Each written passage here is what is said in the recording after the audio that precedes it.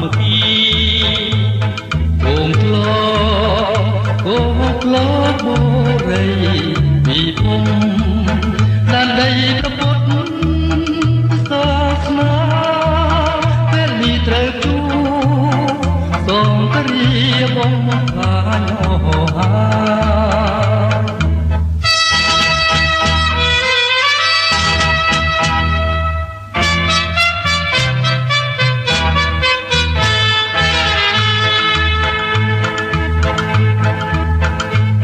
ជាតិអើយយ៉ាងឡើងជួយលើដំការគុំនៅប្រងើយជួយ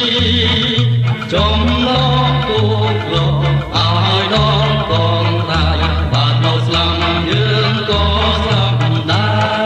រគេកម្មគេចាំគេដាត្រវាំងទាំងឪទាំងម៉ែទាំងកូនប្រពន្ធបំផ្លាញដីស្រែបំបត្តិទាំងពូជទាំងនាម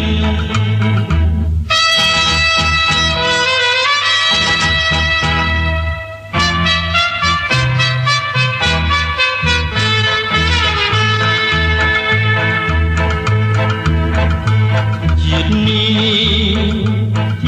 នេះអាផងរួមនៅមិនគប់ទឹកណារហ័សគ្មានឪគ្មានម៉ែ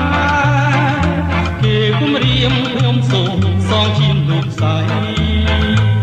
ស្លាមរួងកុំគិតទៅមុំថាមិនលើកដាល់ប្រឡាយសូមឡើងទុនក្បន់ចង្រៃស្វែងរកជ័យដើម្បីជាតិយើង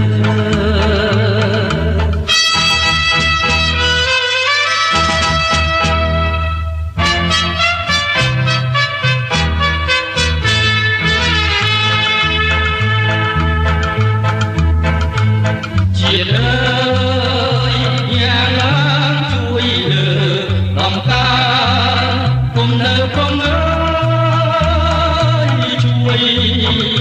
ចំឡង